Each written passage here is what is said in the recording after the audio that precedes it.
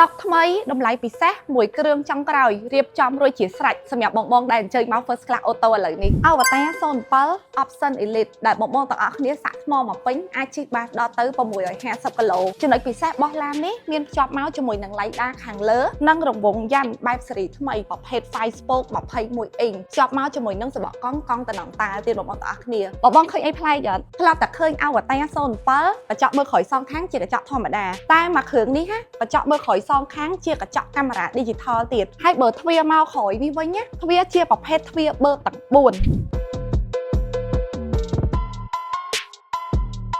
បើនិយាយពីពណ៌ពូខាងក្នុងវិញណាគឺជាពណ៌បែបស៊េរីថ្មីពណ៌ត្នោតដែល Avatar 07ពីមុនអត់ដែលមានពណ៌ហ្នឹងទេហើយនេះមិនមែនត្រឹមតែស្បែកពូកពណ៌ត្នោតទេគឺភ្ជាប់មកជាមួយនឹងស្បែកពូក Napa Leather ទៀតបើនិយាយពីចង្កូតវិញណាគឺបែប slim ស្ពណ៌ងាយស្រួលកាន់មែនតើហើយអ្វីដែលសំខាន់ណាគឺស្លាយកុងទ័រចេញមកគឺបែបវែងស្រឡះងាយស្រួលមើលហើយកញ្ចក់មើលក្រោយសងខាងណាយើងមិនចាំបាច់ប្របាក់ទៅមើលខាងក្រៅសងខាងនេះទៀតទេយើងមើលតែក្នុង screen សងខាងនេះមកគឺបែបច្បាស់មែនតើហើយបើនិយាយពីមេឃភ្លៀងវិញណាគឺយើងមិនភ័យថាស្អាប់ប្របាក់មើលក្រោយទេគឺកាមេរ៉ាចាប់បែបច្បាស់ហ្មងបើនិយាយពី screen វិញណាបែបធំហើយថាច់វិញគឺល្អិលងាយស្រួលថាច់មែនតើហើយកៅអីពីរសងខាងមុខនេះណាគឺមានកៅអីម៉ាស្សាក្តៅត្រជាក់នៅខាងមុខនឹងទាំងអស់បើកញ្ចក់មើលក្រោយនេះវិញណាក៏ជាកញ្ចក់កាមេរ៉ា Digital ដែរហើយអ្វីដែលសំខាន់ណា wireless charge ពីមុនណា wireless charge គឺយើងសាក់រៀងយូរតែឥឡូវគឺ upgrade វ៉ាត់ធំជាងមុនទៀតដែលសាក់ទៅគឺលឿនមែនតែនហើយឡាននេះដែរគឺភ្ជាប់មកជាមួយនឹង speaker របស់ Meridian ដល់ទៅ